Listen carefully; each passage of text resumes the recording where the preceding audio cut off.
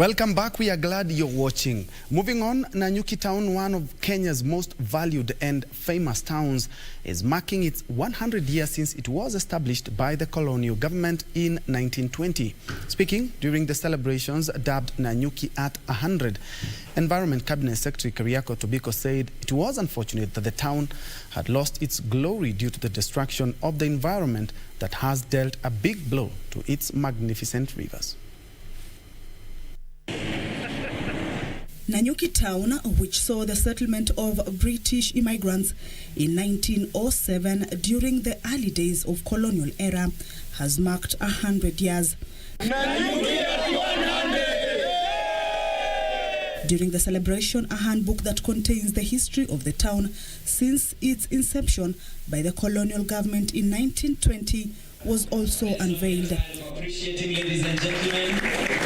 Thank you so much. Thank you. Now, a century down the line, the town has undergone various developments. However, concerns have been raised over its current status of natural resources. Environment Cabinet Secretary Keriako Tobiko, who was the chief guest during the celebrations, says most of the town's rivers have been depleted, expressing disappointment over neglect by locals. I do not wish to repeat what has been said about environment, because no one needs to be told why we must protect, conserve our environment.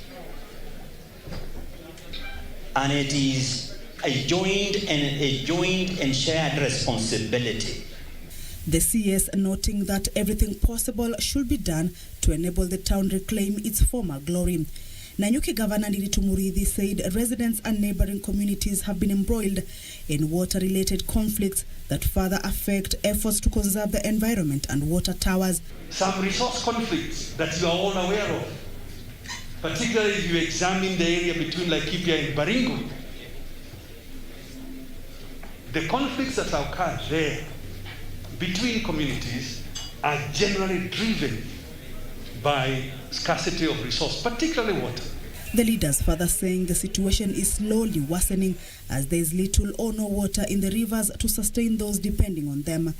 And you will see it this January, this February, the tensions that come because the water that is getting through is not enough.